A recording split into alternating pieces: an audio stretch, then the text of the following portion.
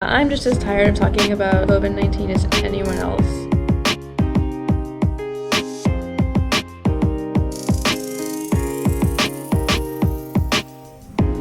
Hi everyone, welcome back to my channel.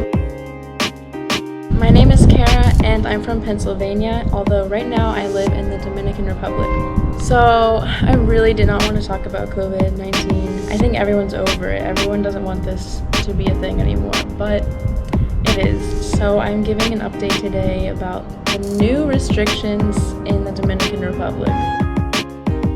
So last time, my very first video, I made a video about the restrictions in the Dominican Republic. I talked about the curfew, wearing masks, and guess what? Now everything has become more strict.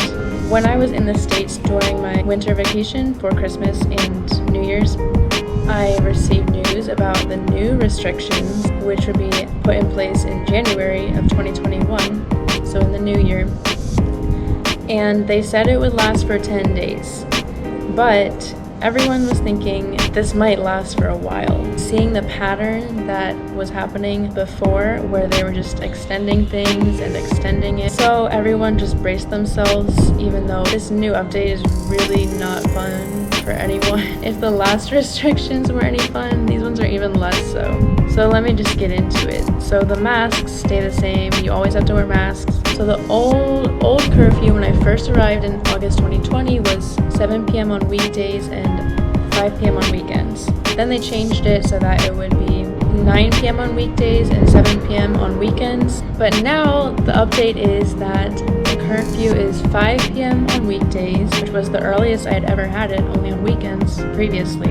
And on weekends, it is 12 o'clock. 12 p.m.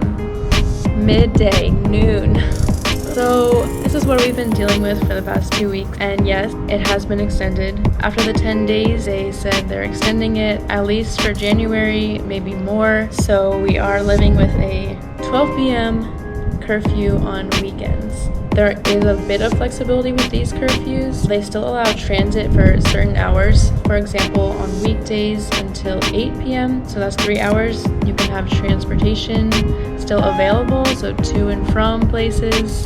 And on weekends, it is until 3 p.m. I think before it was until 5 p.m. just so people could still have businesses open, like restaurants could still do takeout and delivery and services like that, but now it's till 3 p.m. I would say this one is affecting my life a little bit more than the last curfew. So the other thing that has changed is what can be open and what is now closed.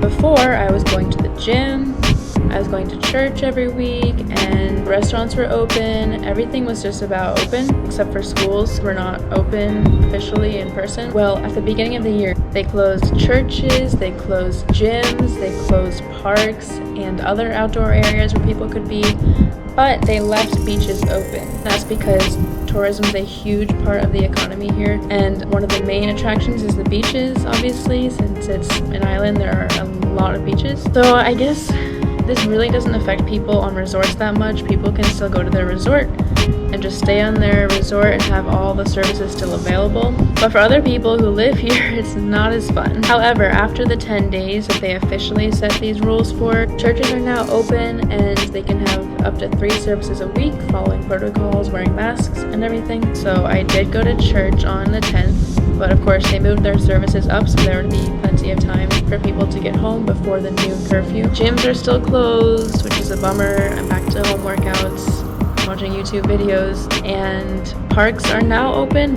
but it's for athletic events only, and you can't have large groups of people, like you can't have sports teams or other events. And beaches, yeah, obviously they're still open, they always were open. So that's my COVID-19 restrictions update for the Dominican Republic. This new curfew is not fun, but I just wanted to let you guys know in case any of you are considering traveling here. Also, if you're American, please realize how fortunate you are not to have any of these restrictions, but I still encourage everyone to still be safe and to still follow protocols, wearing masks. I'm just as tired of talking about COVID-19 as anyone else, but the fact of the matter is we are still in a global pandemic. There are things we still have to do so that we can move past this in the future. Cases have been on the uprise, and for that reason, they have imposed these new restrictions. So it is good to know that at least they are taking into consideration how things are going. Obviously, if we were seeing a steady decline, it wouldn't make sense to impose all these new restrictions. So it is good to know that at least they are reacting and adjusting the rules and restrictions accordingly. Thank you guys for watching. I hope you are staying safe and healthy,